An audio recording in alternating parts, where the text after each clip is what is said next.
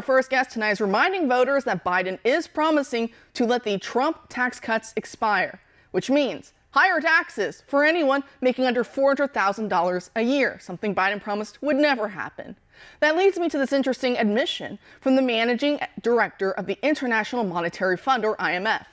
According to Kristalina Georgieva, as reported by the Wall Street Journal, our surge in immigration has benefited the U.S. economy by, get this, keeping wages low across the board and not allowing them to rise as much as they otherwise would have.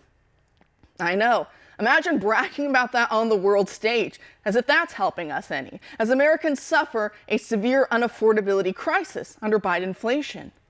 At the same time, Democrats just voted unanimously in the House to not allow a citizenship question to be added to the census by the year 2030, something which President Trump tried to use executive authority to accomplish during his time in the White House. Congressional Republicans are now picking up where he left off by drafting legislation called the Equal Representation Act to add this question to the census and to thereby thwart at least one of the many avenues in which Democrats use illegal immigration to shore up their electoral support. What Democrats want is to give illegal aliens equal representation in the House of Representatives and in the Electoral College by including them in the census as being no different than a citizen to boost population numbers for blue states. Republicans, with their bill, are trying to block this by identifying who is living here illegally, if they want to answer the question, and then removing them from population totals for representation. The GOP passed its bill in the House by the narrowest of margins this week, and now it heads for an even tougher challenge in the Senate. All the while, the Washington Post is making its own admissions in the vein of, it's not happening, and it's a good thing it is when it comes to immigration.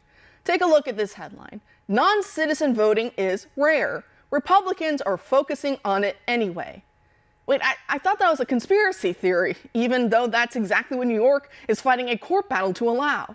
Turns out we were right once again, as now the talking points are shifting from non-citizens can't vote, you silly Republicans, to non-citizens can't vote most of the time, as the Washington Post is saying, to we should start allowing them to vote even more.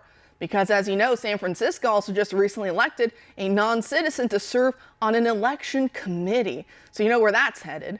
Joining us now to discuss all this and more is Republican Congressman Aaron Bean, the U.S. Representative for Florida's 4th Congressional District. Congressman, thanks for being here tonight. Kara, it's great to be with you. My blood is boiling as you're doing your opening monologue. So many crazy things when we have crazy leaders. And I am so sorry that you have to discuss all these things which should be common sense. But where do we get started? There's so much that has happened this week. Where do you want to start, Kara? No, you're exactly right. I can't even imagine what you go through when you're up there on Capitol Hill and you're dealing with the Democrat colleagues who are putting all of this into practice. I mean, I'd want to bang my head into the wall myself if it were me. But it really is no secret at this point that your Democrat colleagues are trying to work the border crisis to their advantage in every way that they can. Is that just really plainly obvious at this point?